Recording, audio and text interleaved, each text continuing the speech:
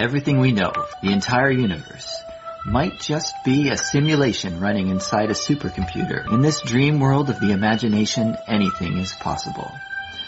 Join us on the Simulationist podcast as we explore our culture of simulations. Hello, everybody. Welcome back to the Simulationist podcast. This is the 201st. No, there's no more 100 anything anymore. Yeah, we're already over 200. 201st iteration of the show, recorded on the 11th of July, 2016. That other voice that you hear laughing maniacally at my mistakes. Co-host / merciless. Ryan Kirkby. Ming the Merciless, Ryan Kirkby. Hey, Ryan. I'm Josh Trelevin. Nice to meet you again, Josh. Nice to meet you, Ryan. Every week we meet each other. Here we are. One wow. more time. Yeah, midsummer. It's not so hot anymore. I don't know. The weather. Like the heat wave, comes and goes. Right now it looks like we might actually wind up with a bit of a late night storm, which is always nice for sleeping. Yeah. But oh my goodness, have we got news this week?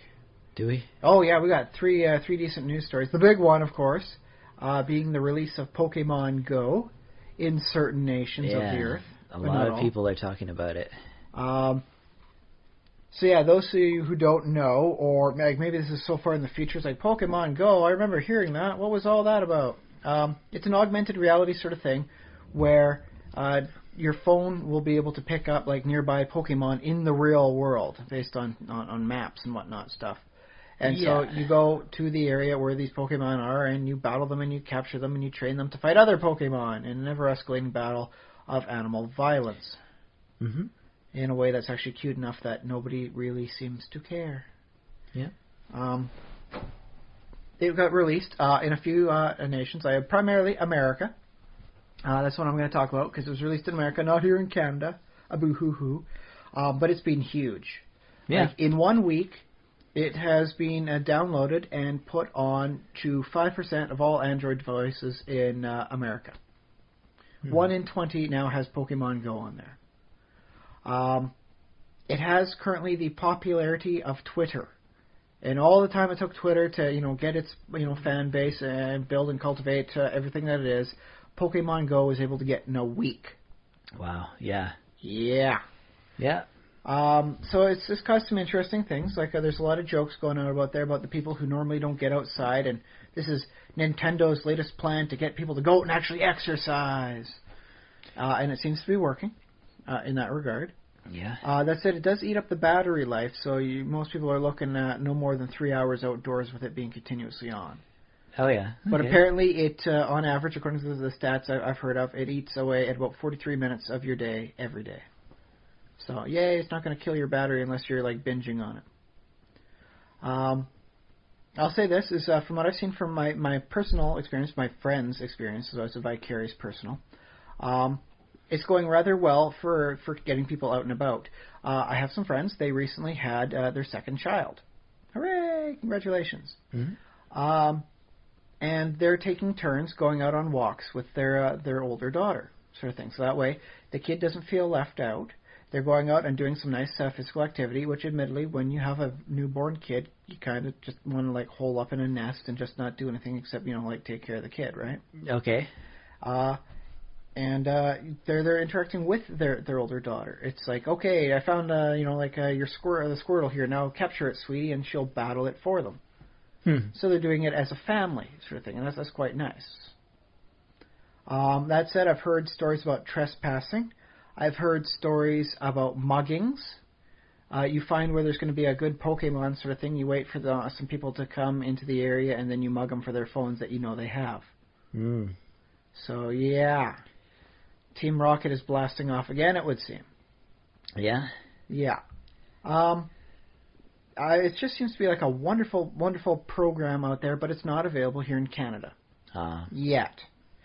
I've been told that they were doing this on purpose, release in one area, to see how much of a load it adds on, and then move on to other areas. And right now, apparently the servers are working overtime. They're just absolutely working at the brink of capacity. This, like a Nintendo expected it to be big, but they didn't expect it to be this big.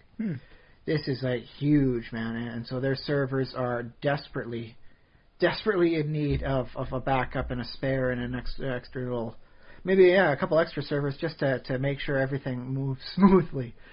So until they get that handled, it's not likely going to be properly brought up here to Canada. Although I've been told there are ways. I'm not going to say how. I'm not going to say why. No, there are ways to hack the system and play it in Canada. Okay, and the game already somehow populates Canadian maps with Pokemon? Yeah, apparently they just generally populate up randomly in the same sort of way you'd see in most video game worlds. Okay. Yeah. And the thing is that I believe they've got things set up so that police stations qualify as like safe areas, like the gyms and the Poke Centers and all that. So if you are feeling threatened, it's not too hard to use the game to find your way to the nearest safety spot. Gymnasiums, not guys named Jim. No. That'd be the Poke Gyms are where you fight trainers, and all that fun stuff. Okay. But it's otherwise a safe zone, and so it's appearing like this is a very good way to subtly teach people where the heck your friendly neighborhood police department is. Some businesses are going to be trying to get in on this sort of thing. Get their business area ranked as a certain like a safe spot. Make sure they got lures put out to help draw more Pokemon to the area to get more people to come on in. And once they got the people in there, then you sell them whatever it is they're selling at this spot. All right. I don't think it'll work for every sort of business. I think maybe grocery stores, would work decently well. Oh, while I'm here, I'll pick up the bread and head on back home, right? Fast food places, you really can't stop a person from entering. Like how many times have you needed to use the bathroom? You just go into the fast food place, hit the bathroom, and then head on out. Well, there are some places in Victoria where you have to buzz. They have to buzz the door to let you in. Yeah, but those aren't most of your fast food sort of places. Aren't they? No, it shouldn't be. If you have to buzz to get in, it's not really fast food. Not the front door, but the bathroom. Oh, the bathroom door? Those are in some of the more dangerous parts of town where the bathrooms have been defiled with such regularity that it's necessitated for that. Yeah. But you can still go up to that bathroom door, just not get in. So there's nothing stopping you from entering in through the front doors there. I guess, yeah. And I guess Pokemons are... I don't know how big the area that... When a Pokemon is in an area, how close do you have to get to it or anything? Well, judging by the repeated mentions of trespassing, you do have to get at least somewhat close. So yeah. The internet's having a lot of fun with it. Lots of memes going out, lots of fun stories and anecdotes happening.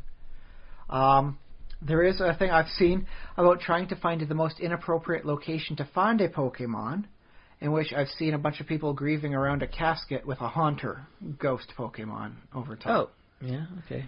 So it's like, that was probably photoshopped, but it's still kind of funny. Because, augmented reality is going to have these weird, unfortunate consequences. Like what happens when you go walking through the local cemetery. What sort of Pokemon will you find? Yeah. But it is, I'm quite happy to see that it's taken off with such a strong start. A lot of video games elsewhere, and the online stuff, are not doing too well, though, this week. I've been told Overwatch is a little desolate this week, as is Team Fortress 2. Yeah. Apparently people are going out for some exercise instead of playing another round. I'm sure things will start balancing out. If there's one thing nerds learn, it's how to balance all your addictions together in a nice, beneficial way to get the most out of it all. Say what you want about the role players, but deep at our heart, we're all min-maxers to some degree. Mm-hmm. So, it's like, oh boy, I'm going to get myself fit by going to find Pokemon. And then I'm going to come back here and then, let them recharge and I play some Overwatch. And then I'm going to go for another walk. So, yeah. Min-maxing. Woo! Have you heard much about it this week, Josh?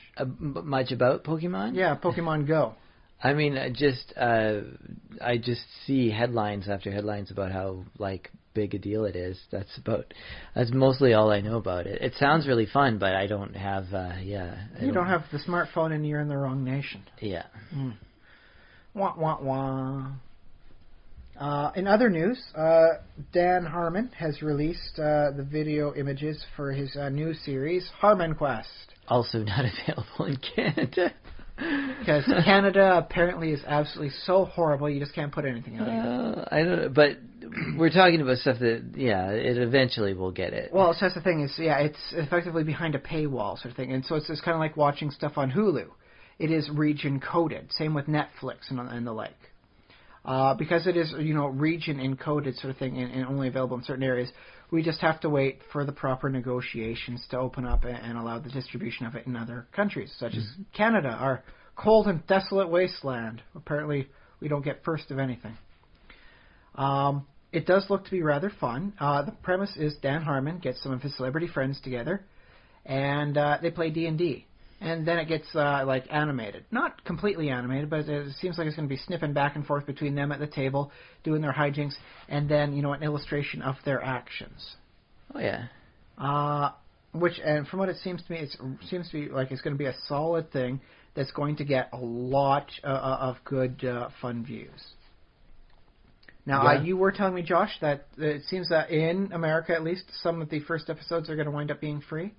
I think they're available right now in America, in the States. The first episode, maybe a couple, are already up, and people are watching them. But, Canada, you have to be resourceful to get them in Canada. Yeah, you have to be very protective of your network, if you can get my anagrammatic drift, VPNs, in order to lure it north of the border illegally. Although, for those who are patient, it will wind up making its way here eventually. Yep. Most likely. But it does lead me into the concept, why is Hasbro not trying to come up with a new Dungeons & Dragons cartoon?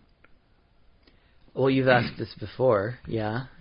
Because, this apparently looks good. It's going to be a fun little adventure with, D&D.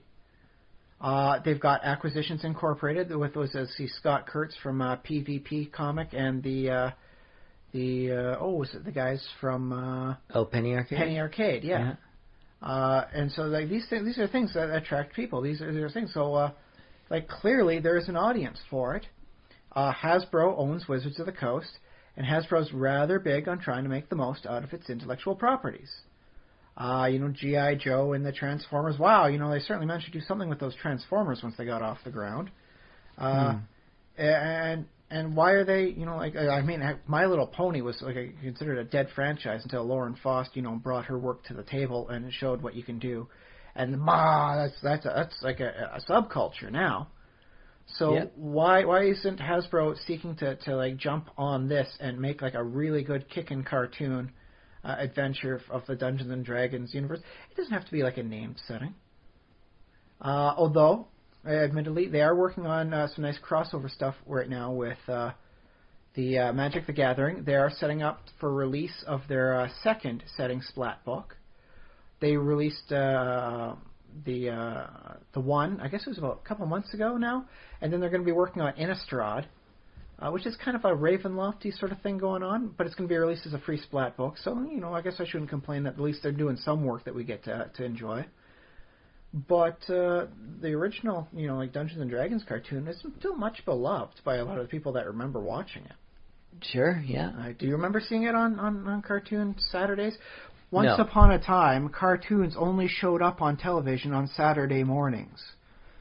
I never. The younger audience when I was younger, I didn't watch the Dungeons and Dragons cartoon. I didn't even know it existed. I didn't get a chance to watch it until I was, over at my grandma's place or with my cousins, because we only got the two channels out in the boonies where we were. And it was just mind-blowing to see the sheer variety of cartoons. And I do remember the Dungeons and Dragons one. Oh, go on a roller coaster. What's going on with this roller coaster? Oh, my goodness. Wow, look at this world. That thing's got 5 heads. Wow, my goodness, look at over that thing. He's missing a horn. There's good stories, man. It was good fun. And so it still strikes me as weird that you've got Harmon Quest coming out. You've got, the Acquisitions Incorporated, which is done with Wizards of the Coast. And these things aren't, working because they show very clearly there's an audience. If there's an audience, why aren't you trying to get out there and show something to them? You could make it a fairly nice serious sort of work and put it on Adult Swim. Something where you can show a little gore. I mean, they did have it was a couple of years. I guess it would be more than a couple of years ago now. They had Korgoth the Barbarian. Mm-hmm. Which was, a kind of a brutal version of Conan sort of thing, where they really didn't hide too much. Turns out it was a little bit too expensive to keep producing, so all they ever did was the pilot episode. But it was great, sort of thing. And there's a lot of people that really responded to it. So this sword and sorcery sort of thing, there's a market for it. And it blows my mind that Hasbro hasn't done anything. It's just like, what's going on? Is like the executive in charge of like marketing D&D just not doing his job? Like, what's going on there, big guy? Come on, let us know. Let us know where this stands. Write us at thesimulationist@gmail.com. I mean, like, if there's a reason why you like, maybe there's something going on where they can't produce like any sort of video rights for an official Dungeons and Dragons cartoon. Like when they sold the movie rights, they also sold more cartoon rights, and thus they don't have it. They're waiting for it to relapse. If that's all it is, let me know. I mean, that's a great answer. That's all I ask, man. That's all I ask. Just like a good answer. Okay. But yeah, that's the second bit is the Harmon Quest, which, if you're American, watch it and then gloat over us as to how good it is. Thank you. The third bit is not quite as big, but I do think it bears some special plug and notice. Out there on the vast depths of the internet, there is a game being developed. Pen and paper, or pencil paper sort of game. It's called Beyond the Pale. Beyond the Pale, okay. Yes. It's kind of modern day age sort of thing, with like let's go kind of like a Shadowrun and Vampire the Masquerade sort of vibe. There are monsters and all that, but they're all hidden. And there's various forces that are keeping, humanity unaware. They all have good reason not to reveal themselves. At the same time, they really don't give much of a cred about humanity. So it's just got that interesting, nice little mix going on for it. I am thoroughly enjoying the concepts of where it's all going. You can look it up for it, by the way. There is a dedicated blog for it, Beyond the Pale, over at the Tumblr website. At the Tumblr? Mm-hmm. At the Tumblr? No, it's just Tumblr. At Tumblr. Yeah. Well, Tumblr. Well, it's the thing. It'd be beyondthepale.tumblr.com. There we go. Okay. A simple Google search will reveal it. Although that said, the lady who's developing it is working also with her main one, the Spidey Girl blog. Be warned, that one does have something that does skirt not safe for work sort of images. You won't get fired, but you will get looked at if you get caught looking at that one at your place of business. Okay. So, yeah, if you're doing it, at work, just hit the Beyond the Pale focused Tumblr. But the bit that really has caught my eye recently, because I've been following this for a little while, a number of weeks, the bit that she's currently working on is the conversational system, which is more than a single role. Because right now in D&D, let's say you need to get past a guard and get into I will say the castle. Whatever this is, it's just the castle. You gotta get past the guard. What are the two most obvious ways of getting past the guard, Josh? Kill him. Well, that's one way, so combat. And the other way, of course, would be not to kill him and just try and convince him to let you go by. Oh, sneaking. Well, okay, there's three options. Sneaking, diplomacy, and combat. Trying to think of it. I think that's about all I can Well, think there's of. magic and just kind of like avoid the area in between, him and... Teleportation. Yeah. But yeah, the three main ways. So let's focus on the combat sort of thing. You go up there and you fight the guard. How many rolls is that going to take? 10? Okay, he's a low-level guard. 10, seems to fit nicely. Let's say you want to convince him to just let you past. How many rolls is that going to take? 2? If one person fails, yes. Yeah. And that's the thing, is she makes the argument that you don't walk up to a goblin, roll a single die roll, and check to see if you kill it. Well, unless you're high enough level, in which case, yeah, that one attack is likely going to kill the goblin. Yeah.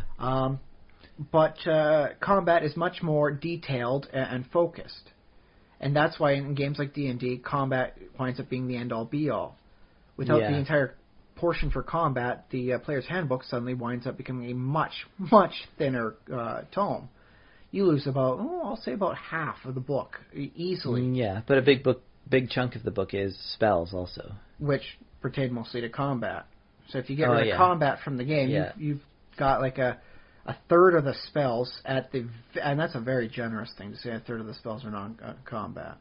Okay. And then you've got, like a lot of the they got entire like chapters as to movement and whatnot for combat. You get rid of all that, you've got a much thinner book. Yep. And yet diplomacy is just a small section under like the charisma score, and you roll a single check, sometimes opposed, so I guess, yeah, there's your 2 rolls, and bada bing, bada boom, that's it. And she doesn't want it to be that simple. She wants conversation and negotiation to play as important a role as combat. And so because of that, she's developing a much more complex system of resolution for how to convince a person. Okay, yeah. So you get like points, like to sway a person one way or another, and you can wind up botching it. And there's even like ways to like stop a person from speaking their mouth off before they get a chance to say something stupid that'll wind up getting you all into trouble. And so she's coming up with a nice, it's almost like conversational combat sort of thing. So if you suspect this person is going to say something stupid that's going to get you all into trouble, you can, like get your, initiative and block them before they get a chance to do that and speak over top. Okay, yeah. There's a nice concept where you can even have 2 sides arguing like in a court of law sort of thing, where you got like the prosecutor and the defending attorney, and they're both arguing like a case, and they both try to sway a third party, the judge sort of thing, or like I guess a jury. And you got stuff like temperament put in there, so like how this is a tough judge, man. He does not put up with any of your crud. You fail a check, you got a point against you. You succeed and you succeed, whatever. And so, like versus a lenient judge who's willing to listen. You fail by, like anything but a really wide margin, and then no, it's not going to count against you, sort of thing. So it works temperaments and personalities into like a stat sort of thing, and it seems very interesting. It's still, I'll put it at its infancy. Right now, she is taking a lot of people arguing back and forth as to how something should go, as to whether or not it should be really complex versus, streamlined. And she has changed a lot of aspects about the game before based on this feedback. So the whole Beyond the Pale program has got a lot of openness to it, and she's really listening to what people are saying. And mind you, this big elaborate combat thing, conversational combat, isn't going to happen for everybody. If it's a simple, like a generic NPC mook, or someone, like you want to, try and get a better deal at an inn, like for your overnight stay, that's a simple 1-roll check. That's all it's going to take. But, if you're negotiating and haggling with somebody in the black market, well, that's going to be a big setup there. You got stuff going on, things happening, and you got to negotiate to get we'll say, like a nuclear warhead. Woo, it's a black market. Why not get something good while you're there, right? All right. And so I'm really intrigued to see how this is going to go, and I'm really happy to see where it's going. This is the first time I've mentioned it because, I don't like affecting the course of things. Like when stuff like D&D was coming out for its 5th edition, I gave my feedback, of course. But this one, I do want to see how it'll evolve without my fingerprints on it. Okay. But I found the concept of conversational combat to be such a wonderful idea. I just had to plug it this week. Okay. I encourage anyone who's wanted to have a little bit more depth to their conversational and their social skills to give this a look. If you like it, maybe see if you want to adapt it to your own game. Maybe see if you want to, put it out as like an extra group of rules for like D&D sort of thing. Do some conversion stuff, or maybe you really like the Beyond the Pale system. Maybe you want to follow along and become part of it. Because what I like about Beyond the Pale is that when it gets produced and finished, it's not going to be like bundled up, and put onto like the RPG net thing and sold. This will be for free. This will be free for the internet and thus the world to enjoy. Which I thoroughly applaud because there's not enough people creating stuff that is just as a work of passion as opposed to this will get my name up in lights and I'll make so much money, mwahaha. It does mean right now, however, she is looking for artists who are willing to donate their artwork as opposed to purchasing artwork through the standard means. Because it's not expected to make any sort of profit, she doesn't really have an operating budget with which to buy art to be produced for it. Okay. That said, if you got a little spare time, you're an artist or a thing, and you want a little bit of inspiration for something to make, go take a look at some of the stuff she's produced out there. Drop an image for her and donate it if you like it, sort of thing. Because remember, not every donation has to be money. Right. Okay. So yeah, I just wanted to plug that Beyond the Pale with Cool. their more in-depth conversational system, because I have mentioned it before with D&D. If it's not about combat, it really doesn't matter, because most of the game is about physical combat. All right. Yeah. So yay, she's producing an alternative style. Woo. But yes, that's been the news this week. Mm-hmm. On to more personal things. What have you been doing this week, Josh? This week, well, I played a bit of Minecraft, as I always do. This week, I didn't play a lot, but what I did, basically, I just did a whole bunch of glowstone gathering runs. Probably got about one chest full of glowstone. That's a lot of glowstone. Yeah, and it's actually... Wait, double chest or single chest? Double chest. Well, that's a lot. Yeah. That's twice as much as I originally assumed. Yeah. I want to start being able to make roads out of glowstone, for small villages and stuff, or paths, I guess. Okay, roads out of glowstone, completely, or you get some nice good stone in the center, and then you just put the glowstone in the center every second block, so it looks kind of like it's got a road design. Whereas the glowstone is that dotted, yellow line going down the road. Oh, I see. No, I was thinking like a yellow brick road, Oh, that's a pretty fancy thing. Yeah, so just nice. But you wouldn't happen to have any modding ability to, say, make glowstone stairs, would you? Glowstone stairs. Glowstone slabs. I can do that. A glowstone slab on the ceiling would work great as a light. Yeah. Okay, I might have to, spend some time and look up a mini mod for glowstone stairs and slabs. Yeah, that'd be kind of good. Yeah. Or, I suppose if anyone out there wants to make their own mod of this sort of thing, it shouldn't be that complex. It should be a very nice beginner sort of mod challenge. Yeah, I think there's tutorials especially designed for how to make your own stairs.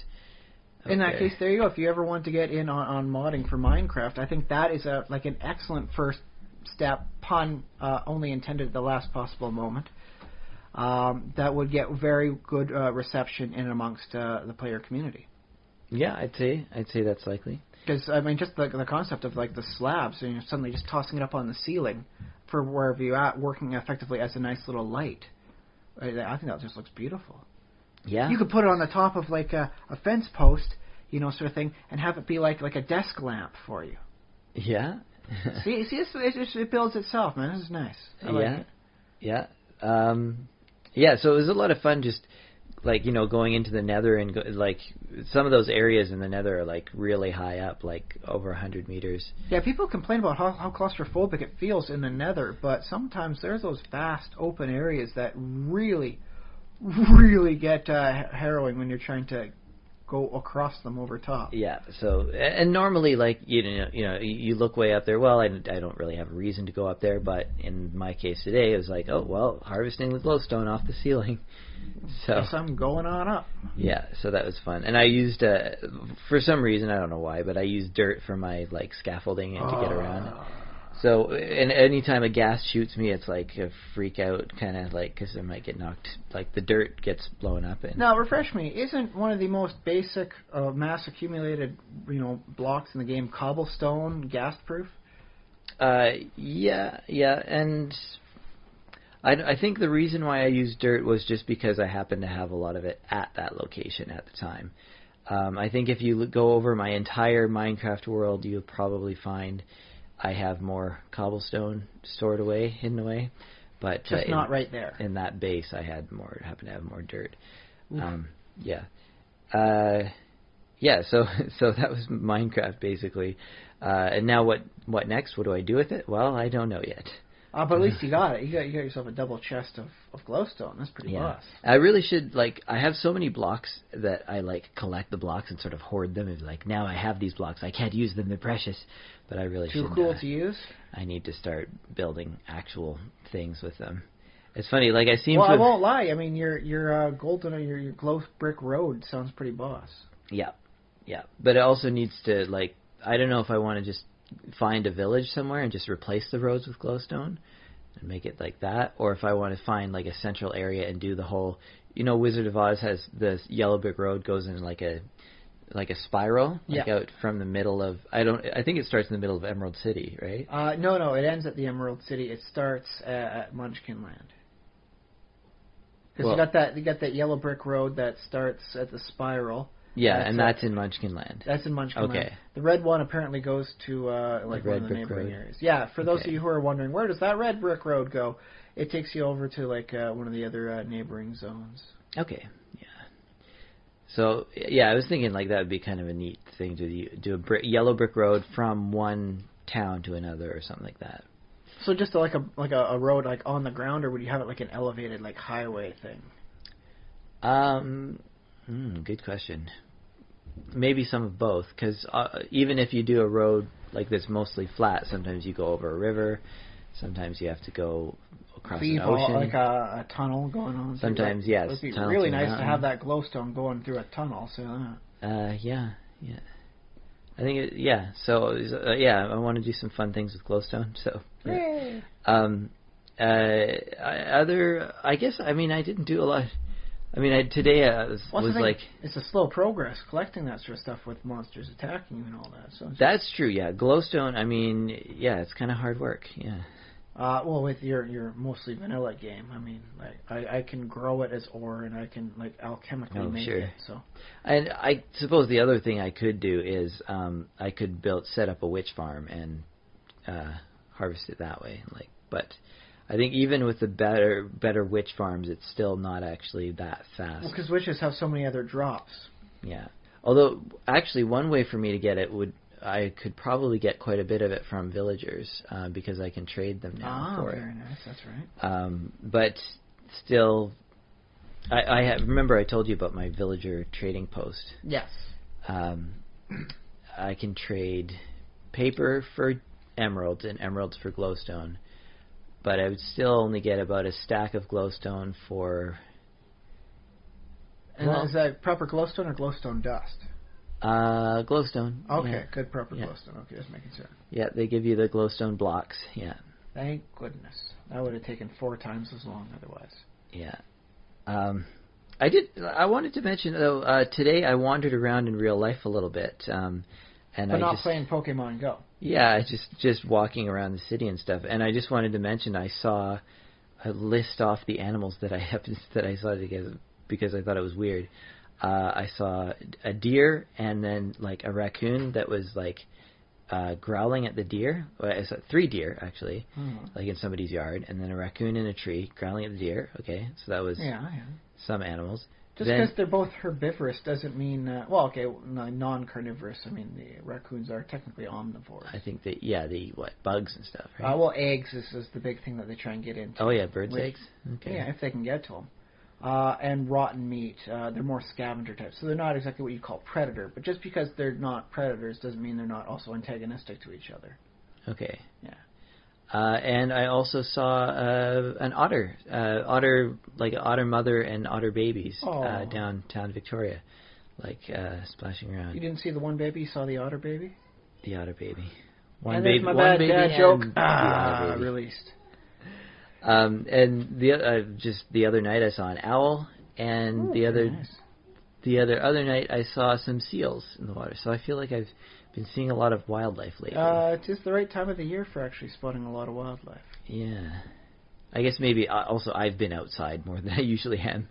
And not chasing Pokemon. I wonder if there's some other people saying that too. So I was trying to go out and catch myself a Pikachu, and all I found was 3 owls and a majestic sunset. Yeah. So that basically covers my week in simulations. I guess I also attended comedy shows, which, as I've mentioned before, I think are kind of narratives in their own right. They're people telling stories. But, I hope most of the stories in comedy aren't true. Otherwise, that's a whole lot of horrible circumstances. Yeah, maybe. I mean, like a lot of the husband-wife jokes I see online wind up, effectively like being a domestic, issue, if they were taken as truth.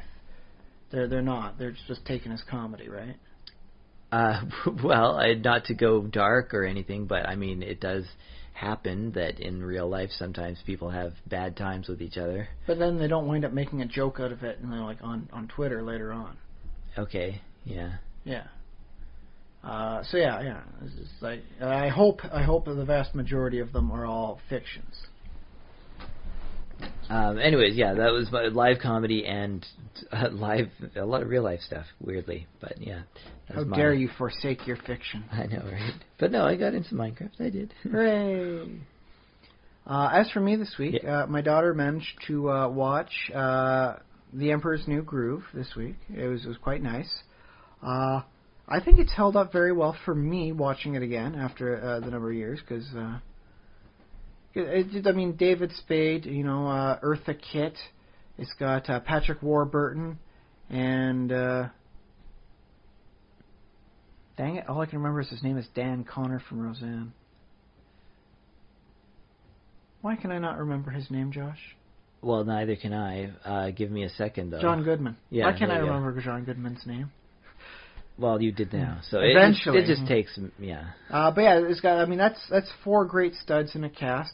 Although that said, the guy who the lady who plays, John Goodman's wife in the movie, is herself a great actress, sort of thing. She was with David Spade in Just Shoot Me and all that. She's a known voice actress. But she technically played a secondary role. She wasn't really in the scenes the same amount. So, I'll just work with a big star-studded cast with the 4 main ones. Okay.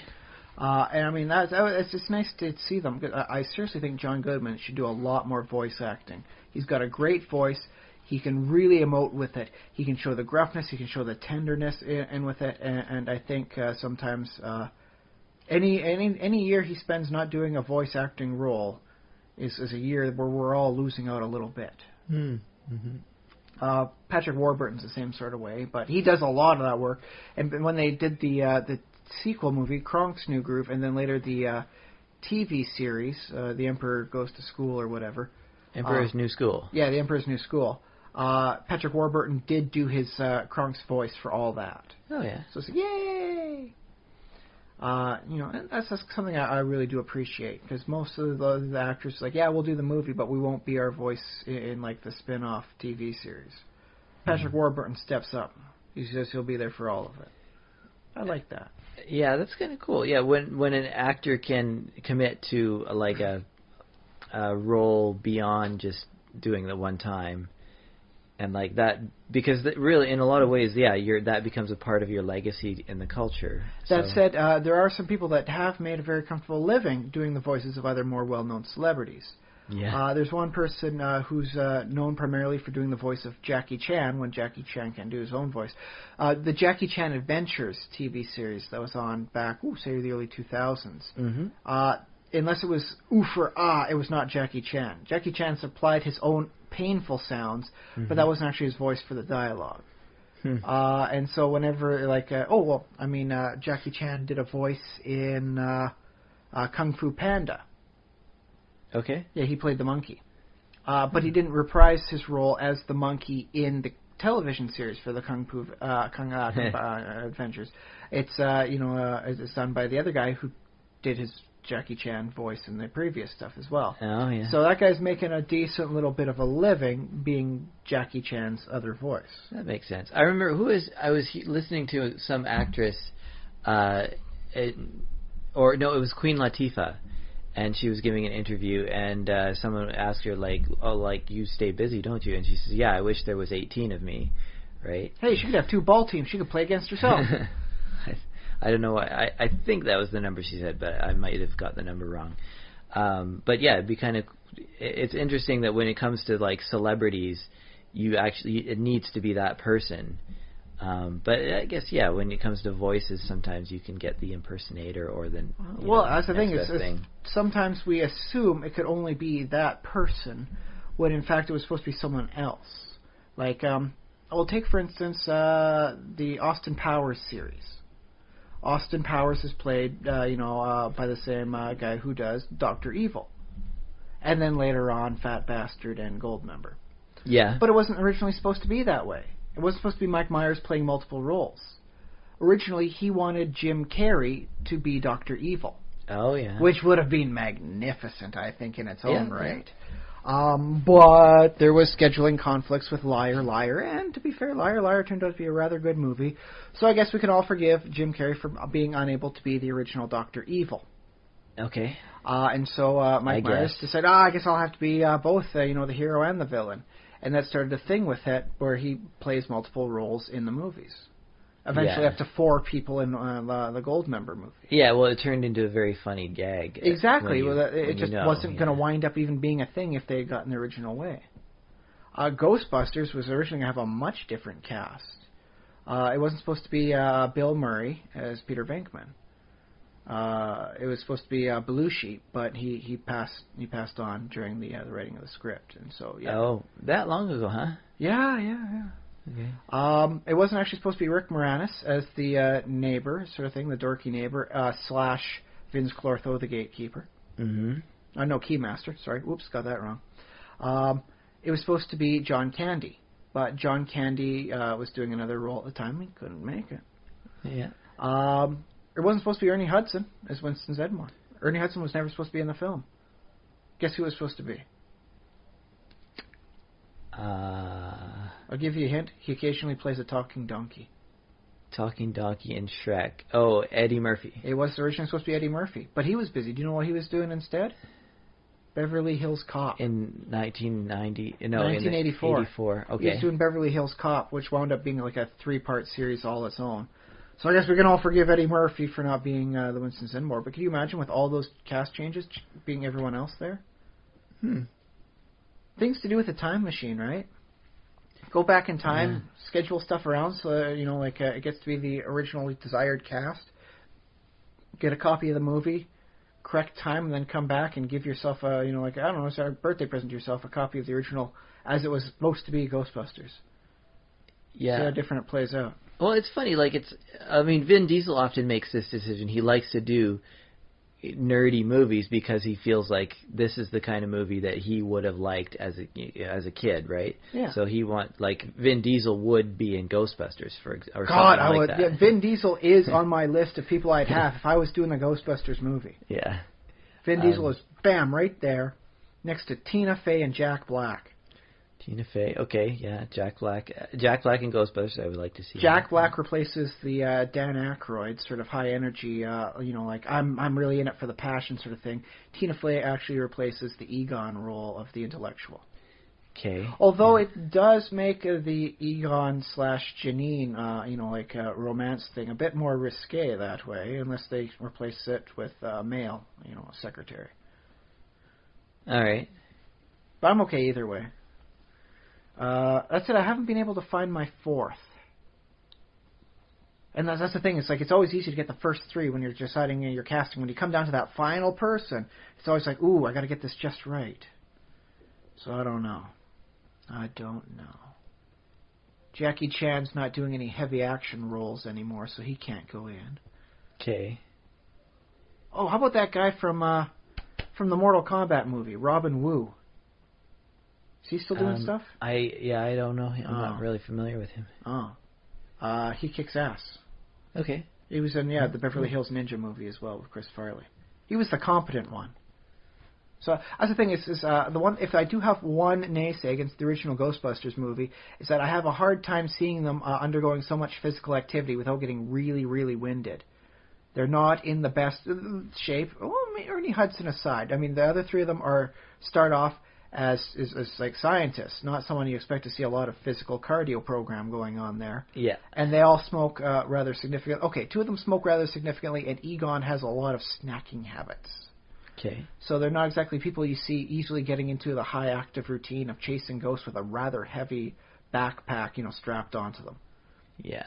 So that's why I want to put in people that are a little bit more, physically oriented, like Vin Diesel and Robin Woo. Yeah. Jack Black, I think, can pull it off simply because of the passion he provides in there. Plus, admittedly, he's slimmed down a little bit over the years. Which is, good, because most of the time as you get older, you don't slim down, you kind of bulk up.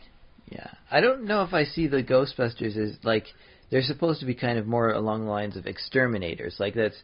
In the original movie, they're supposed to be kind of schlubby, we'll just come in. Professional, paranormal, investigation and elimination. Yeah, and it's not like you're, it's not like they intended to go in there and be running around after ghosts. It's just you come in, set up the trap, and then go, or let it Well, that's the thing is you gotta blast down those ghosts, get them still so the trap activates properly.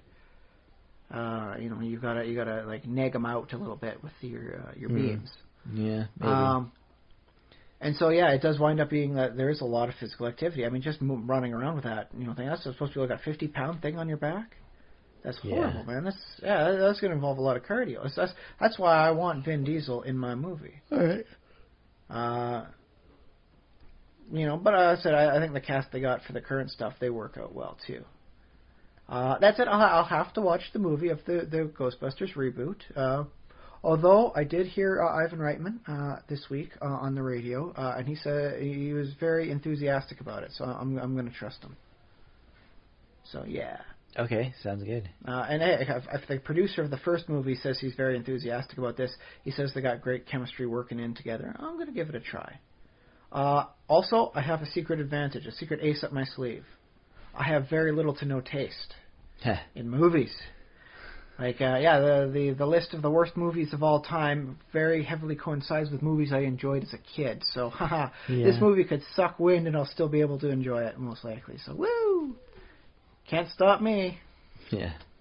But yeah, well, that was a little bit off track, wasn't it? Yeah, where did we... Man, we've gone all over tangents. Voice actors. Yeah, watching the Emperor's New Groove. Oh, yeah. But Zoe, when I asked her at the end, she said it was a very scary movie that made her laugh. I don't know what made it scary for her. Maybe the concept of being transformed. You didn't ask, or she didn't... She did. She wasn't able to say? If I ask her why is X, she says because X. Why was this scary for you? Because it was scary for me. Oh, yeah. Yeah. She's got the 3-year-old answer for everything on that one. Yeah. I don't know if like the transformation from a human into a llama, like some sort of crazy body horror thing. Admittedly, there were some pretty dangerous areas going on there. A lot of like bats and crocodiles and other scary things. Mm-hmm. Whole lot of panthers. So yeah, maybe the concept of getting chased down and eaten by animals was scary for her. But she did say it made her laugh. So the comedy really did shine through. I'm not certain she got all of the comedy, but it was kind of fast-paced. So I guess I'll have to rent it again in a few years and see how much more she gets. Mm. So yay! But yeah, it's just nice to see that a movie has held up so well over the years. Especially, because it hasn't started off a huge franchise. It did one sequel and a TV series, and then everyone said, that was nice, let's go on to do other stuff. Otherwise, a lot of my week has been devoted to smashing golems in the Secret World. Oh, yeah. Today marks the final day, and I could be fighting golems and other horrible things right now, but instead I'm doing a podcast for all you listeners out there. That's how much I love you guys, all of you. I've gotten most of the stuff from them. The loots. I've gotten all but one of the pets, and I have to fight the end guy, and he's only got like a 1% chance drop at this damn pet. So it's a write-off. It's also basically a reskin of one of the pets I already have. I see, yeah. Instead of it being silver, it's red, which is a very nice sporty red, but, it's like, ooh. If I just, be a little colorblind, it looks the same thing to me. Yeah. Otherwise, I would have liked to have gotten a few more of the drops for clothes. There's one creature over in Japan, a patchwork golem. I would have liked to have gotten some shoes off of. But, do you remember the, it was the King, the Stephen King story. Not the Green Mile, the other one he did that wasn't horror. The Shawshank Redemption. Yeah. Yeah, I remember the one where, Andy Dufresne, escapes out and he's wearing the right shoes and it's like, oh, but who looks at a man's shoes? Says, says the narrator and all that. So it's like, I really don't... Didn't he carry the dirt out in his shoes or something? No, it was the final night. He polishes the warden's shoes and then he puts his shoes in the vault and then takes the warden's shoes with him as he goes. And he's walking into his prison cell at the end of the final night. Wearing the warden's finely polished shoes, but no one pays attention because who looks at a man's shoes these days, anyways? Says Morgan Freeman. Yeah. So yeah, I guess I really don't need the shoes, but it's the only thing left out of this golem I haven't beaten like a pinata out of. So I was like, give me my damn shoes. Otherwise, there's a really spiffy shirt and a pair of pants that would work. It would be really nice to have, but I'm okay without. But oh my goodness, I've been having so much fun. It's one of the things I didn't like about World of Warcraft was that if you have a world boss somewhere, and there was several world bosses like dragons popping out of the dreaming stuff, they still haven't gone into the dreaming zone, have they, in World of Warcraft? Well, I don't know. I haven't checked in the last few months, but I don't think they have. But yeah, originally in the vanilla stuff, the dragons would come out and be like a 40-man world boss raid. But you had to be in order to get any experience or anything out of this, you had to be a member of the group, the raid group. Whereas in the secret world, you just show up, and if the golem is being fought, there'll be a nice little blue circle around, nice little warning, right? If you go in here, you're gonna have to fight someone that's pretty potent. So if you're not fighting them, be a little wary, right? For people that aren't geared enough for it and just want to play the regular game. Yeah. And so you go into the area there, you fight the golem until he runs out of hit points, and based on how many times you attacked, you get a bronze, silver, or gold rating.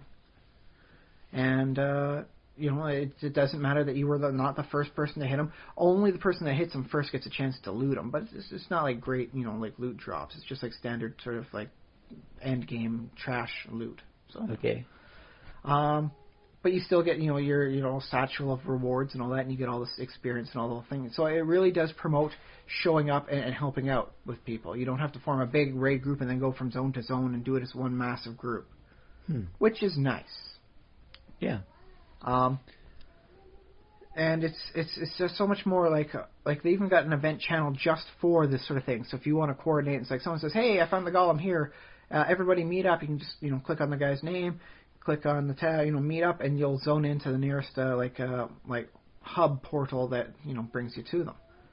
So it's there have been times I've been fighting them, down one golem, get my reward, pop over to another one, go over on. I do this 3-4 golems at a time sometimes when everything's situated well enough, and I go from golem to golem, and I'm just shooting and fighting and shooting and fighting, and it's really nice to feel needed that way. I'm needed here. I'm done. And so I was like, hey, we need more bees, because that's what we call ourselves. They're bees. The story bit is that you swallowed a magic bee that awakened your magic powers. Yeah. Yeah, that's just kind of how it goes. But yeah, so we're all called bees. It's like, we need more bees here. So I'm like, oh, hey, I'm open. I can pop over there and I can help you out fighting this thing. And I'm enjoying it. It's really nice. That said, some fights are more enjoyable than others. The original Zone, Kingsmith, the golem there, once you've got him tanked, all he does for area of effect things is just a little zone about him, goes out. And if you're in the zone and you're not protected enough, he knocks you into the air. You go up into the air, nice distance, by the way, and then you fall back down, and then you're stunned for about 4 seconds as you're laying on the ground doing nothing. Doesn't kill you with one hit, all that sort of thing. But provided you get a tank to tank him in the one spot, so he's not moving. And then he does the attack once, you figure out where the line is, you just walk a step behind that line, and then you fire off and you use it all up until he's out of hit points. Okay, yeah. So it's a simple tank and spank. Yeah.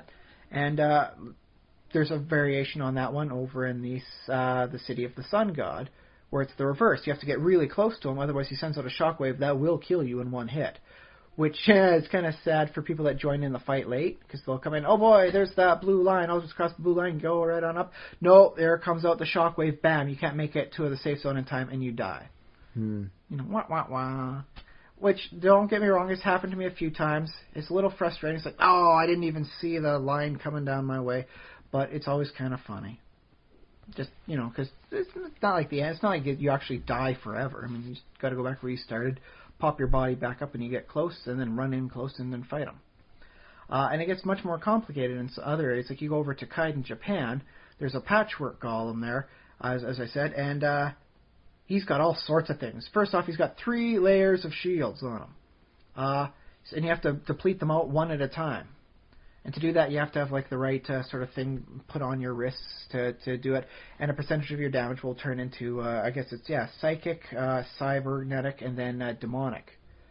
And occasionally the first 2, the cybernetic and the whatnot, come back up. And then you got to go back and fight them down again.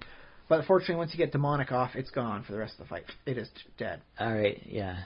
And then you're fighting him. He lets out media bombs. It's called a media explosion, and just certain people get targeted. And then there's like an area effect that comes on out. And I kind of like these because they're if you get stuck on the area, it shocks you and does some health, but otherwise you're just stunned for 4 seconds or so. But the way it goes is like a dark circle will appear and then a spot in the circle, and then another circle will go out from that center to the end, and once it hits the end, that's when that goes off. Okay. And it goes off at such a slow speed, I can run across a complete circle from start to finish and make it to the other side before it goes off. Yeah. Right. And there's a lot of these things that pop out. And so there are times when I'm dodging, I'm weaving, and I'm running, and I'm going left and then up and then back to the first area because it's gone off and now it's a safe zone. And I'm dodging and I'm moving the stuff around. And it's rather enjoyable to be moving around all this sort of stuff. And then there's you'll send out like a laser blast, or like if you're standing in front of him, he'll sometimes give you a debuff, and depending on how many debuffs you've got, when he does another explosion, you get stunned for a certain length of time. And so there's some interesting tactics involved. It's a lot more of a prolonged fight because, as I said, the shields return, so he does effectively get a lot of hit points back. I spent 20 minutes fighting him earlier today. Mm-hmm. But I enjoyed it. It was a very fun fight that way, because provided I wasn't getting really lagged out, I was able to avoid taking damage except for the occasional random laser blast, which would take me about half health. But I could heal myself back up from that sort of thing, so it wasn't lethal. It was just time-consuming, and I was enjoying it. It was very entertaining for me. Meanwhile, you go over to the end guy, the new big raid boss guy, the Hate Keeper, as they're calling him. He does a similar sort of blast, but they're much quicker. As soon as you see that sort of blast thing go, you gotta dodge, man. No running. You just gotta a double tap, dodge, and just stop what you're doing and dive out of the way. And hopefully you don't dive into another zone. Otherwise, you're gonna wind up dying. It does a lot of damage, and it leaves the zone lethal. So if you try running through it later on, and it shows a little sparky area there, you will take a lot of damage. And so it really changes up how you can play the game, because I had to change my auxiliary weapon from a nuclear warhead to a ground blast, like what they have in Team Fortress 2, where you shoot at the ground and then you just kind of jump up over. Because otherwise, there are times with his various attacks that area becomes barred. I can't make it over to where I need to go because it'll kill me to try and run through that. I have to go over top. Yeah. And that segs into our topic for this week is dynamic combat. And there's some things I really have been enjoying about this, as I'm playing the game, because, sometimes it's all about clicking the right buttons, spamming them often enough, that I have time to think. I'm enjoying this. I'm enjoying this sort of thing here. I'm enjoying this movement and dodging around. Why am I not doing stuff like this in Dungeons and Dragons more often? Why does it seem to be I run up to the goblin, and then I hit him, he hits me, repeat until someone loses all their hit points at the end? Okay. That's how a lot of D&D usually winds up ending up.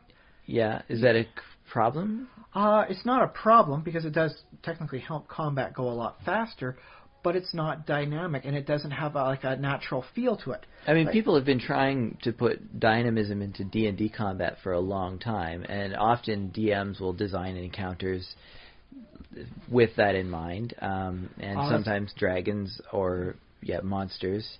I think 4th edition... I could definitely see that with dragons. You'd have to do an aerial combat for him until he gets down to a certain amount of hit points. Then he retreats to his lair, and then you got to feed him in the lair at some points and stages until you get him to the final, treasure hoard end zone, and you finally kill the dragon and loot the treasure.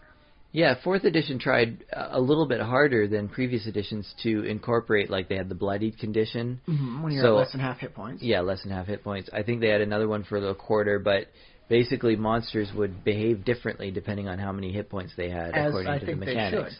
They should. 2nd edition had a morale feature in it. There's a morale stat. Yeah. You get reduced to half hit points for the NPCs only. This did not apply to the PCs. And they'd have to make a morale check. Yeah. Or other certain circumstances, you're fighting, say, a goblin war tribe, and you kill their leader. The rest of them have to make a morale check to see if they continue fighting and see which ones, decide to scatter and leave. Yeah. Well, So cowardly creatures would have a very low morale, whereas fanatics would have an 18, 19 level. Yeah, and my preference as a DM is I don't necessarily want rules. I just want to sort of decide when I feel like, oh, this goblin's had enough, just based on the feel of the combat. I would prefer that being less stat-wise. So them getting rid of it in second edition to third, I'm okay with. That said, it would be nice to see a section under like goblins for tactics, where it will state, like how to run, effective goblin stuff. They do a hit and run sort of guerrilla fight. If they get, reduced to half their numbers, the rest will likely retreat and flee. Yeah, I guess the other problem with a dynamic battlefield is you only have if you do a battle mat like with miniatures and stuff, you have maybe a 60 by 40 square inches of table space that you can use or whatever. I think I could work that for the Patchwork Golem from Kaiden. Okay, yeah. But that also in itself is a bit limiting, because why aren't you, like, if you have things like dragons or goblins who like to do hit and runs, or goblins who like to hide in the forest or stuff like that, they might require an area that's quite a bit larger than that. Or you could break it up into several sub-combat things, as I said for the dragon. The aerial combat, when it's from full health to, we'll say 2/3. Then once it realizes it's getting hurt, it retreats, into its fortified lair. Then you've got stuff like kobolds and other minions to fight in various spots, and you can ambush the dragon in its one of its safety areas as it's trying to heal up, and you've got it to retreat back, further stages as you make an ongoing assault. So you wouldn't need the entire space, just each zone and all that sort of thing for effective sub boss or sub fights. So that's a major thing that makes combat dynamic too, is that if you're fighting in the case of the Secret World, they're sort of eldritch horrors, zombie-type things, golems in this case. So they're sort of creatures that are not necessarily optimized for combat. They're just really good at it because they're very strong. They got a lot of hit points, 20 million hit points, and a few good tricks. Yeah. Over in the Scorching Desert area, it has a thorn sort of thing, where if you attack it, you will get hurt in turn. So, there have been times I've been fighting this thing. It's like, whoa. The field of my vision's going red. That means I'm almost critically low on hit points. I got to stop for a while and heal up. Okay. Yeah. And now, thorns, when you say thorns, that's I refer to, the term. Diablo 2 term for it, wherein you attack a creature and it winds up dealing damage to you, or vice versa. Yeah. I want to criticize that ability too. Well, that's what it was called in Diablo 2, was thorns, but this one is just it's mechanic for the fight. You see it show up and it shows up in World of Warcraft too from time to time. That's it. I mean, with all it means is you got to have a few more healers going on, and the healers can get gold rating too. Just they got to use their abilities often enough in the combat. So there have been times where there's good enough healers, I couldn't hurt myself enough on this creature to worry about it. And I just unleashed everything I had for the 5-10 minute fight, and I was still at complete tops. I didn't have to do any self heals. I didn't have to pop any potions. It was all good. And that's nice to know that you're that well backed up by enough healers that are competent enough that whatever I do to myself, they can mend up. So yay! Other than that, I mean, I've been really enjoying this you gotta move sort of thing. You can't just stand still. Although, after the Golem in Kaiden Japan and all the moving around for 15-20 minutes at a time, I kind of enjoy going back to Kingsmith and just do a simple tank and spank. Okay. Just this is so much more relaxing. 1 1 1 1 1 2 3 3 7 and repeat. And that's all it's needed. It's it's a nice, relaxing break. Other ones, I go over to the Carpathian Fangs, and the Golem there, his big thing is that he hinders you, which means you can't move. Which, provided you got a good tank, is completely fine, because once you get yourself into a good position, you're there. You don't have to worry. That said, if the tank loses the aggro, then oh my goodness, it's coming right for you and you can't move out of the way. So it does require a little bit of coordination, and sometimes I've seen that happen when sometimes it takes a little while. You want to get the tank to gain up a little haste so that you can work against that, right? Okay. And the tank starts off the thing, and then all of a sudden some DPS guy just unleashes everything all at once, and all of a sudden, nope, you stole the aggro from him. And now everyone's frozen and in place, and the Golem is running right at that poor DPS schmuck, and bam, 2 hits dead. simply because the guy didn't wait long enough for the aggro to build properly.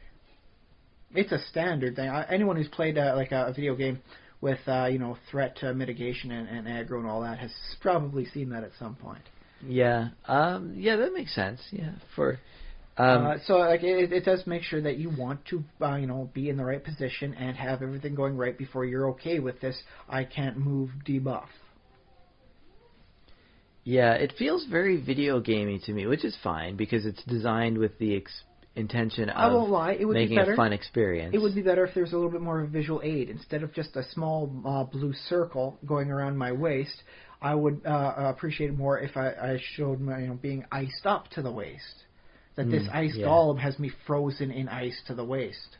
Yeah, that would be good. I could enjoy that.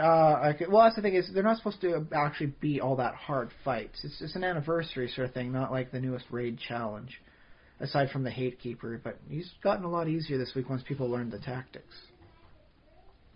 Which is another thing, too, because, with the Hate Keeper one, Guardians spawn, and if a Guardian touches the Hate Keeper, he gets healed for all his health. And so that works out equivalent to, like not killing the enemy healer. So you'd have like a big bad villain, and you'd have like, say, maybe 2 clerics in the background casting healing spells. So you're going to want to stop that in a D&D fight. You're going to want to counter spell or block or shield sort of thing, or just go right on up there and, stab the priest in his throat. Yeah. Show him what for, depending on what you do for your class stuff, right? Yeah, okay. And so that doesn't that work out for a much better, like fight than just having just the tank there with an extra amount of hit points? A better fight, maybe. Yeah, I don't know. So that way, because that way it would feel more like an actual like combat, like against like, oh, here's the big boss, with his big bad self. Here's here's what we call the tank, the enemy tank as opposed to our tank, and he's got 2 healers as opposed to our 1 healer. So we have to use the DPS to knock down the healers before we can really focus the fight on him. Otherwise, we're just stabbing a wound that's going to seal itself up. And that was one of the things I do enjoy about some of the other zones is that it's in some dangerous territory. There's some, like a challenge rating 10 creatures. That the game effectively goes from 1 to 10 for its a number system for how powerful things are. All right. And some of these ads that wind up spawning in and attacking you are themselves a 10 rating, so it's going to take you a minute to fight them down too. And so I kind of enjoyed that sort of things. Like, if I don't position myself right, and by right, I usually mean between other people that will wind up drawing these spawn monsters so they fight them, and I can keep fighting this guy, then I'm going to have to wind up dealing with these ads. So what could you say about, like, a D&D campaign where you're fighting, we'll call it, like, the Goblin Warlord in this case, and, like midway through, he, like pulls out his horn, and then, like a secret door opens and out comes some rushing, goblins, like marauders to help, save their warlord. And thus you wind up having to, either focus on him, and he's pretty dangerous, himself, with this warlord title and all his abilities, or focus on all these little minions that can wind up impairing you. So if all of a sudden it's like, I can't even get close enough to attack him because I've got goblins in the way, you got to burn down the ads. Maybe, but I would have to wonder, like, why didn't the goblin, was the goblin that confident in the beginning that he was like, no, I'll take on these adventurers all by myself, and I won't use up any of my minions, which are expendable anyways. But the thing is, like, how do you get that minion loyalty? Show that you can take out 4 adventurers by yourself. Roar!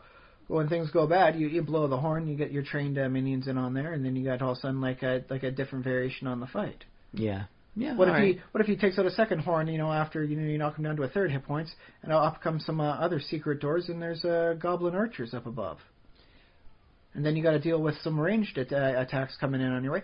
Not that big a range attack. I mean, they're just goblin archers, but still enough that you do have to consider them as a potential threat, and then you got to be worried about flanking things going on that way. So let me get this straight. The sequence is the adventurers make their way somehow through the labyrinth to the goblin warlord's throne room. Yeah. Yeah, okay. Or battle pit. I don't know. Whatever you want to call it. And then he's like, wow, foolish adventurers. I'm so much obviously more better, stronger than you. I'm just going to wipe the floor with you. I'll show you what happens to people that enter my realm. Yeah, so they trade blows a couple of times, and it's like, oh, holy crap, you hit really hard. And maybe your party barbarian rages and gets a buff from the cleric, so it's like doing like 50 points of damage in a hit.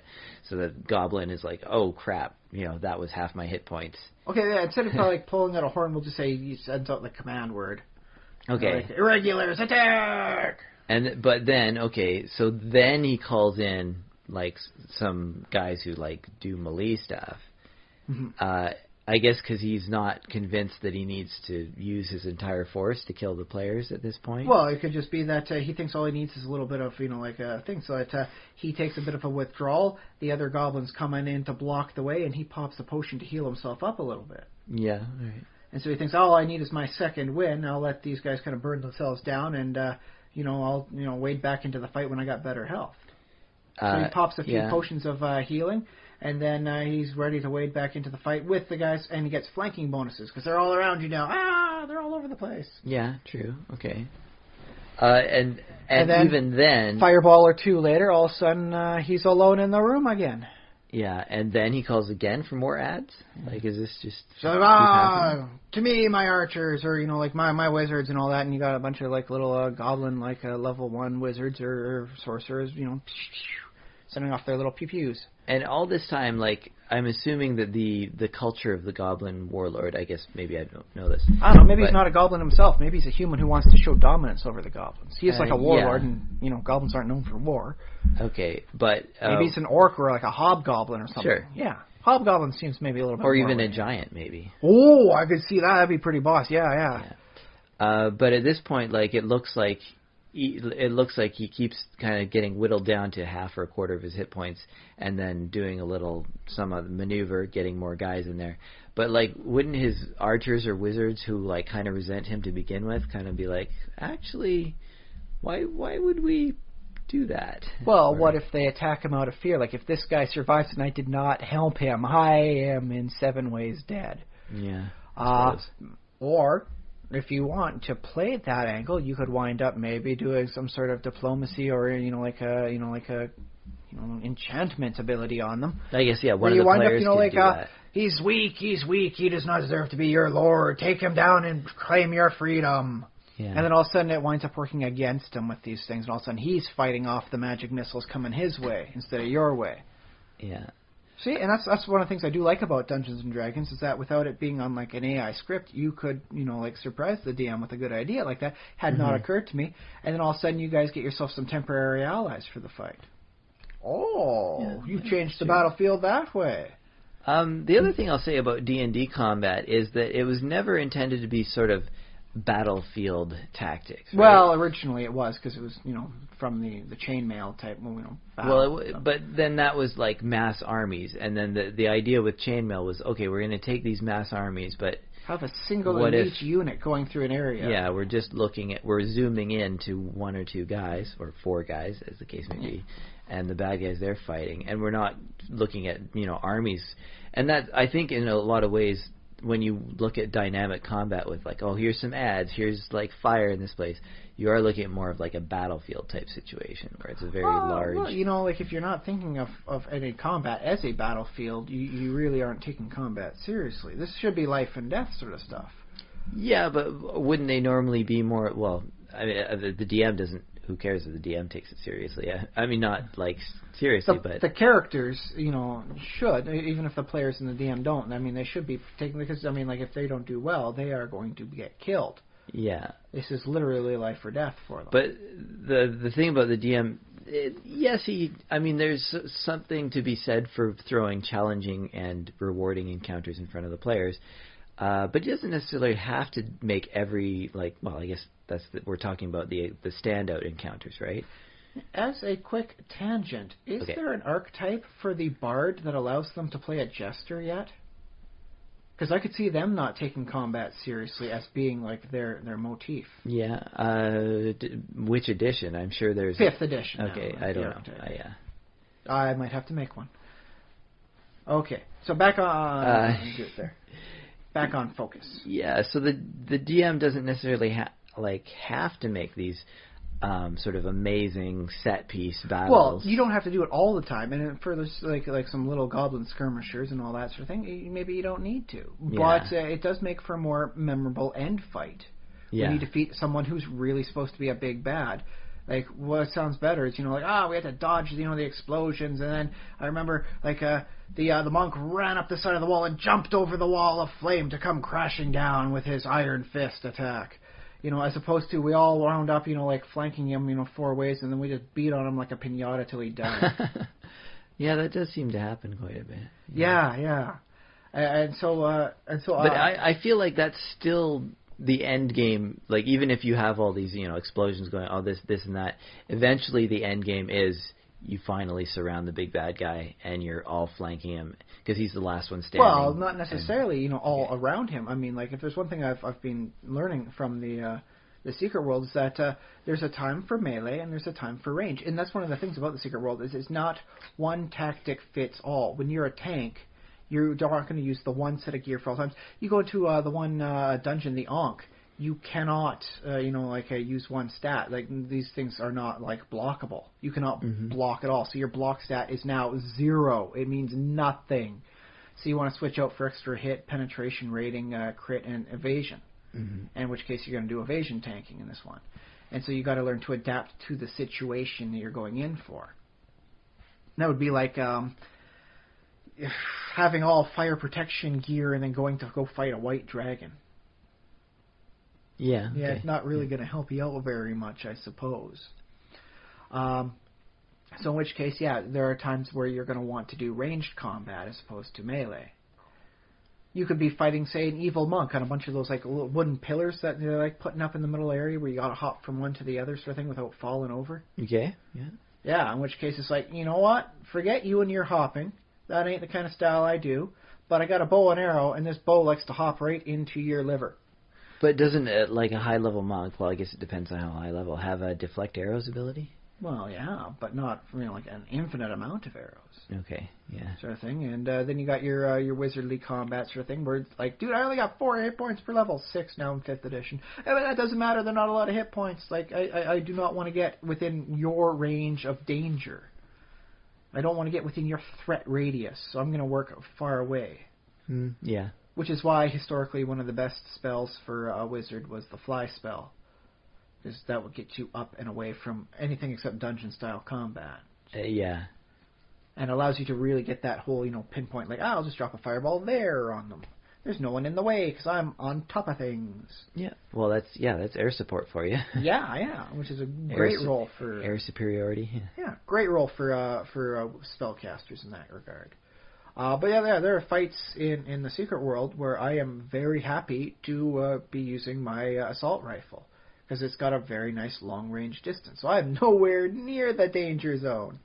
That doesn't work for the Sun God one where I have to be right next to it. I'd technically be doing better with some of the zero range or thing, the melee type stuff. But I don't have my points in that yet. I'm still developing my character along with my alternate gear.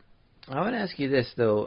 In the Secret World and in World of Warcraft, you play these scenarios kind of over and over and over again? You kind of repeat them a lot, right? It is the best way to learn how to do combat. But yeah, you're not going to see that as often in D&D. In the tabletop version of D&D, it's pretty much a new battle every single time, new settings every single time. Do you think that puts more pressure on both DMs and adventure designers? And because it's two things working against you. You can't. You are playing physically on a table, so you have to move everything around, or you have to imagine that combat, and then you have a new one every single time. So you're generating new ideas. Yeah, you can't run the same dungeon over and over. Yeah. Unless you have a specific campaign that involves time we've talked about. Yeah, we've talked about ways to do that before too. It never feels like a natural D&D campaign. It's always a very artificial styled one in that case.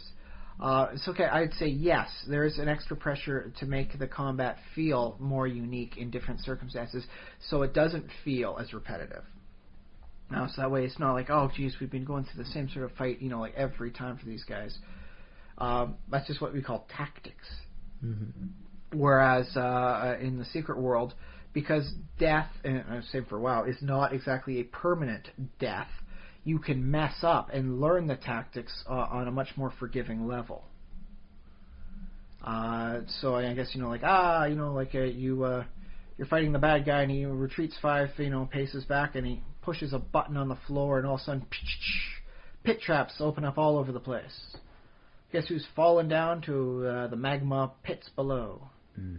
Yeah, it's just not really forgiving on that regard, is it? Here's one other twist I want to add. See if you can comment on it. A lot of this is sort of environment-driven or DM-driven, or like it's built into the game. It's like there's a script in the game, like when the enemy gets down to half hit points, he goes and pulls this lever and that lever. So that gives a lot of the sort of dynamic power in the hands of the DM, which is nice. I think that's good for a DM to have. The DM should be setting the offense on this dynamism. Yeah, and the DM can, that way... so to speak. The DM, even like if you're particularly flexible or improviser DM, you can just invent. I'll throw in a new trap that he had apparently, and if you do it smoothly, then the players won't know that you just invented that, added that. I can't believe he negotiated us, into the proper area when he's trying to parlay just so he could get himself to drop the candelabra on us. Dang him. Yeah, something like that. Or you could, if the fight isn't going a certain way, you could pretend that a trap doesn't go off, or maybe it gets jammed or something. You decide that, well, I don't want to use that because it's not going to work at this time or something like that. Or so like say if the fight is going particularly well for the players, then you can throw in this extra trap to make things a little bit more difficult. But if the players are seeming to struggle against what was supposed to be just like phase 1. Maybe there just wasn't any, pit traps on the ground at all. Maybe it was just a regular floor all along. Yeah, although I guess that's you don't want to necessarily. I mean, that's the question of coddling the players versus sometimes just things go wrong. The adventure as it goes. I remember doing a play-by-post adventure. It was the first combat sort of thing in like a maze, mines, adventure with zombies and skeletons and whatnot. 2 zombies come shambling forward, and the entire combat, the only person who hit anything was me, the wizard, because I had magic missile. Yeah. Everyone else rolled really low, and they were unable to hit. It's just bad numbers. So sometimes the numbers go against you, and in a bad boss fight sort of thing, those numbers can get really harsh for you. So maybe just it's like, okay, listen, if the random numbers aren't working well for you guys, and like you're trying, well, God bless you, you're trying. It's just like the numbers are against you. Maybe I'll just ease off just a little bit. Not, like just all of a sudden he has a coronary and he drops dead. No. Right. Just some of the ads don't arrive, or they do their whole. They decide that they don't want to help out after all. Or perhaps the players killed them earlier on in the adventure, as it turns out, so the ads aren't there to back them up. Yeah. Okay. Yeah. So that's cool. That's good. We cut to that point. One other thing though. Is can we give a little bit more power over the dynamism of the battlefield to the players? Well, I believe certain. There is a number of spells. The Stinking Cloud, Wall of Flame, Wall of anything really, I suppose, in that regard. Yeah. Very much changes the battlefield. Not a lot of monsters seem to have that unless you're working with the lower plane sort of creatures. I don't know why they get more tactics. Maybe they spent more time in the Blood War and they've learned. I don't know. Yeah, I don't know. But there's a nice variety of spells that aren't instantaneous, although that is the forte of D&D. It's more of a fire and forget sort of thing. Not just in that you lose the spell from memory historically, but also that once you've casted the spell, it takes its effect, and either it's a status effect or it's gone. But yeah, there's a decent number of spells that can change it. I would love to, spend a little time, sit down, and work out even more spells for this sort of thing. Spells that cause more danger. That said, that does tend to be around the mid-game sort of thing. There's only a few things towards the start of the game where you have available options for changing this. Mm-hmm. The Bag of Marbles, Caltrops, gives a 5x5 square where things get dangerous all of a sudden. All right. Yeah. I would like to see that expanded out, sort of thing, like a set of traps, why not have, one of those, bear traps or thing, it's like, takes one round to lock it and throw it down, and all of a sudden any creature that steps on it, they fail a reflex check, bam, baby. Yeah. That's a nice lock, like on there, and then all of a sudden they're hampered on movement until they get that off them, which is rather hard to do in combat. Yeah. There is the acid flask and the alchemist's fire as thrown weapons. I can see them being repurposed. What if you throw down alchemist's fire and bam, that creates like a small pocket of fire for we'll say 2d4 rounds. Any creature going into or through it takes 1d6 fire damage. Yeah. In which case, oh no, like things are going a little bad for the PCs. They got to retreat down the narrow corridor. The corridor's 5 feet wide. You throw down one of your retreating alchemist fires, and then it's almost as good as a door because those kobolds chasing you only got 4 hit points. So that's yeah, that's a good chance at them dying as they try and leap through the fire. I guess speaking of fire though, another thing you can do as a DM, I think too, if you wanted to throw in some dynamism that the players could interact with, is you could have the fight take place in a burning building or something where there's like boards or something that are like kind of burned through a little bit, so that the players can like push them over or stuff like that, or target, have a fight.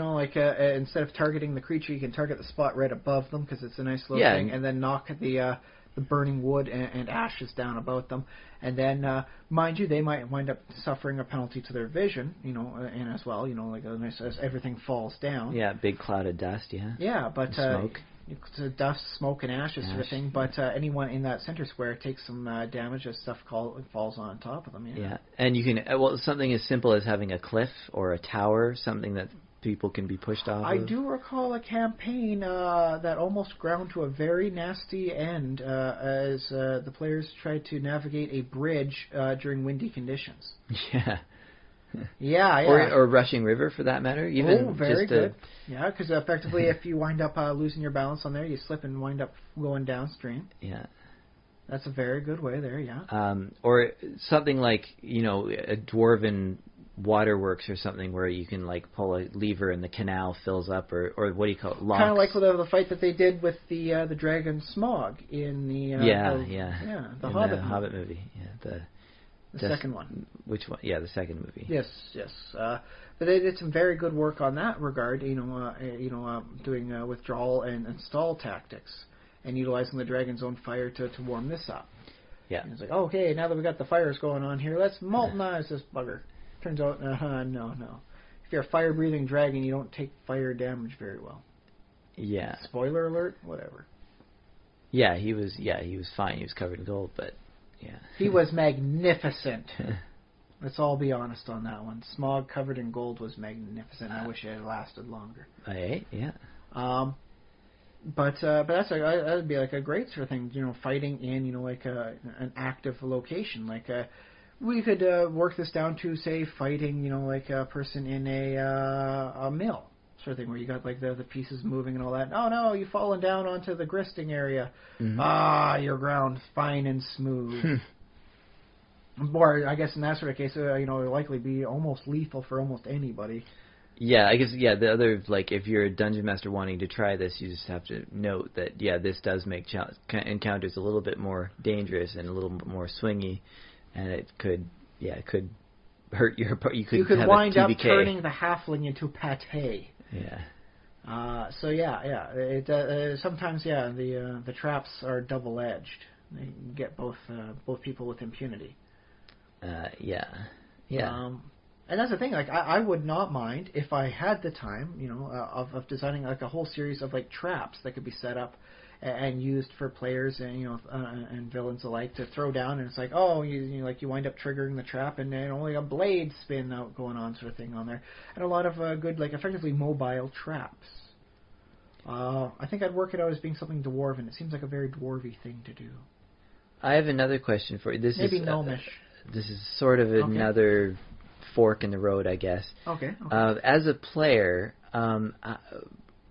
besides like when when situations change, but how else do you know when to change tactics? Usually when you take damage.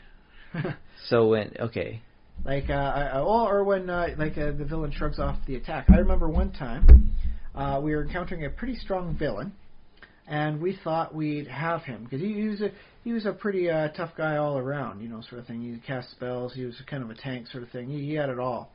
But we had gotten something in our many adventures thanks to random dungeon loot. It was the Iron Bands of Balaro. Oh, yeah. For those of you who haven't gotten a chance to use them, it's a small ball that's basically a Pokeball. Well, before there ever was one. You throw it at a creature, and the whole thing expands out and wraps around them and kind of encases them. And yay!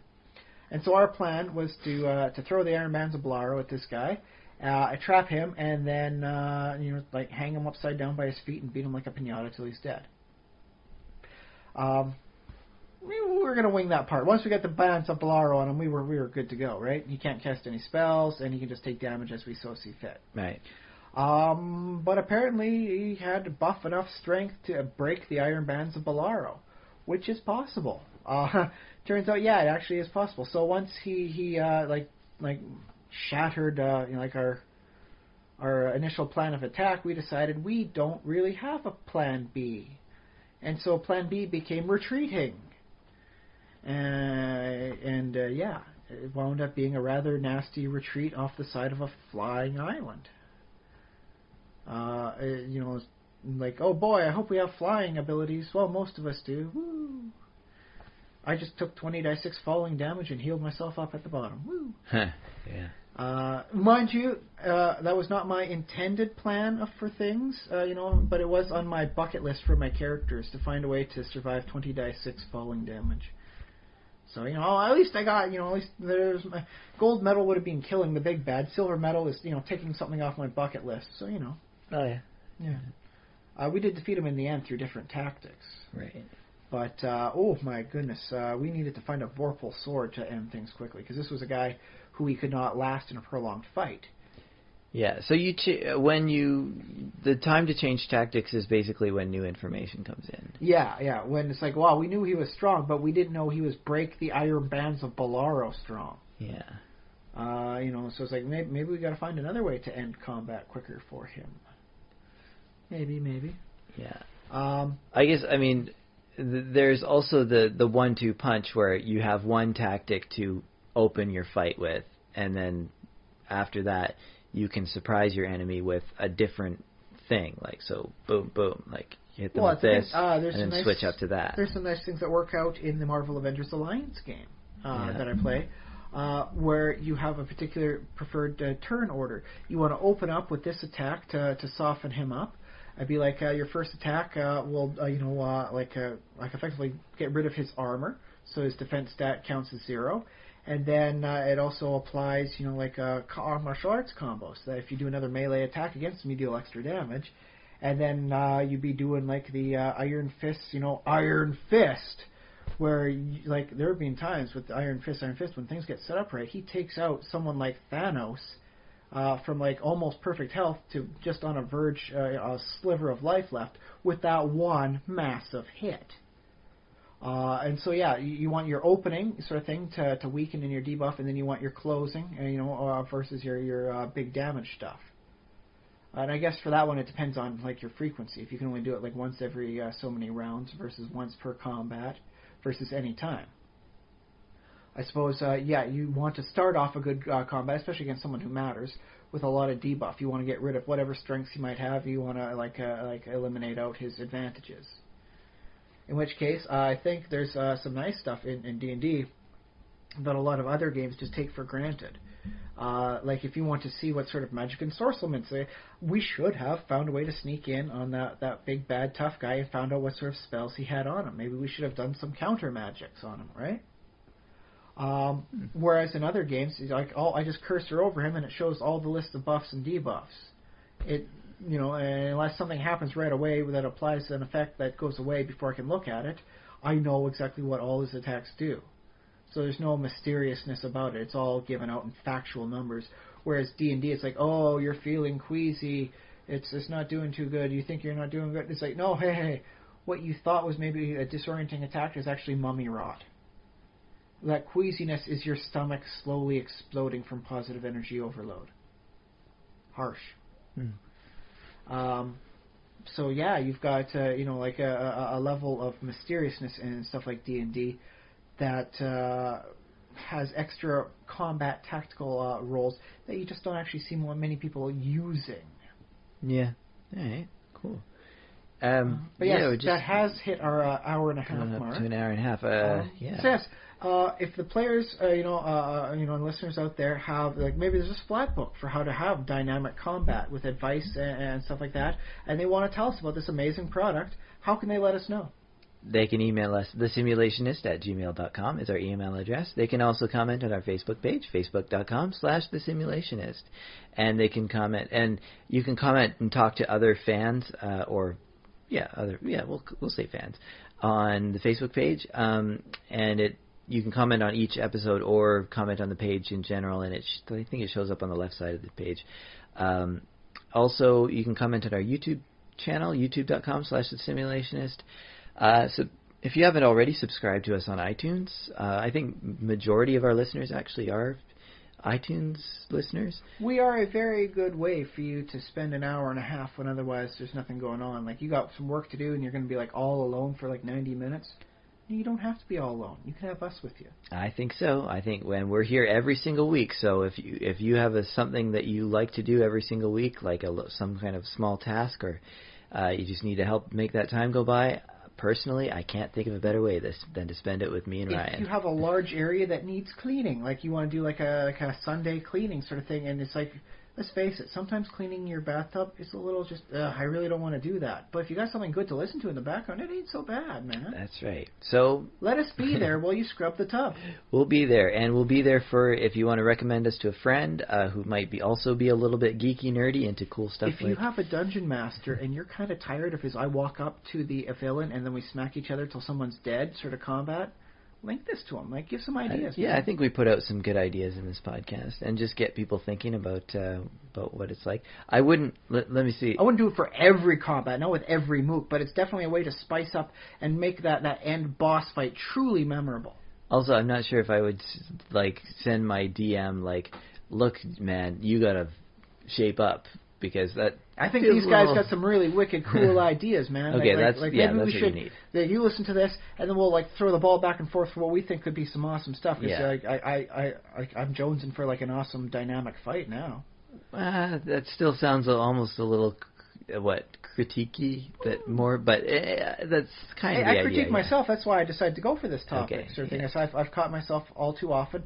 Yeah, you move up there, and then the troll slash and bites you, and he's hugging on you. But all it is basically you're there, he's there, and then you're just punching each other back and forth like some bizarre, old fashioned, parody version of boxing where they just stood in front of each other and punch each other back and forth like in the Bugs Bunny cartoons. It's true, yeah, and I've run combats like that, but I'm just. But we don't have to, because it's now in our mind. We can do better. We got some ideas. Sure, yeah, with a little bit of extra work, yeah. Yeah, you can. Also, iTunes takes reviews, so if you have a review of our podcast, we would super appreciate that. As many stars as you think we deserve on this 5-star review, maybe. And I'm on Twitter at Josh_Trelaffin, TRESLAFFIN is my Twitter handle. You can tweet at me there. You can follow me optionally, and you'll get updates on when this podcast and others come out. Hooray! Is that all the things? Yeah. I believe that's about it. Cool. Do we have final thoughts? What's the thing is, it seems to me as though there's a very good splat book to be worked out here. For tactics, little things to help change the combat for both players and the villains and all that, and just heck, there could be even a fluff topic just on how to make it more dynamic for a fight. Okay. Yeah. What would you call what would you name the splat book? Well, you can't go with Combat Evolved because I think they utilized that for one of those Master Chief things. Okay. But I think I just have to until I can find something really truly clever. I just have to keep it as dynamic combat. The art of conflict. The art of war. No, I think that was being taken to the art of war. But I think there's a lot to be done, and I think there's a lot that can be done. I think, especially for D&D. There are some good spells out there that could be modified into a persistent area-based effects. Oh yeah, you can do that. Yeah.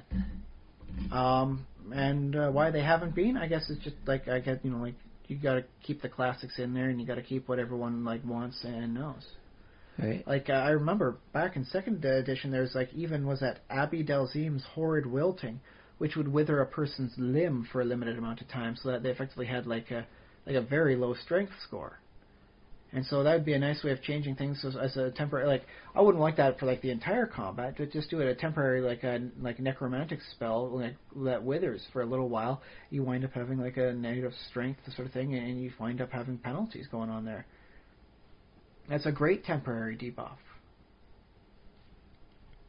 Why not? Come on, guys. Like, I mean, heck, if I had my way, there'd be a spell that adds 1 level of fatigue to a character. Mm-hmm. Cast it 6 times and you kill them. So you want to keep that debuff from stacking too high. Mm-hmm.